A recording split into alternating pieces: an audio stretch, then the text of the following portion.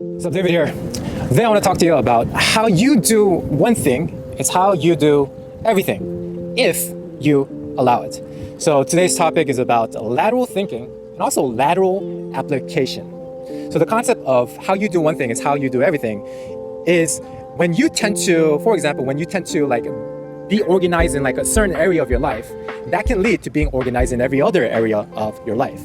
If you have the habit of, for example, completing things from start to finish, completing a book from start to finish, completing a movie from start to finish, completing a project from start to finish, you'll tend to see that applies, that is easily translatable to other areas of your life as well. So how you do one thing is how you can do everything. But that is a skill in itself, okay? That is what I like to call lateral application. Because a lot of us, we tend to not use the skill in other areas of your life. For example, let's say that you have a habit of cleaning up your room. And if you have the habit of cleaning up your room, you would think that you would have an organized computer, for example. But a lot of people tend to have a clean room, but not a clean desktop or a clean computer.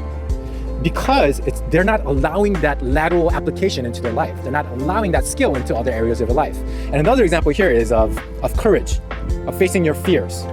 So how you face your fears in one experience of your life may not translate over into other areas of your life. For example, like a soldier could be very courageous on the battlefield, but then they go home and they're on an assignment to do some public speaking, for example. They might not have the same courage that they have on the battlefield in the public speaking, for example. And I'm showing you an example of public speaking because that's the number one fear in the world, right?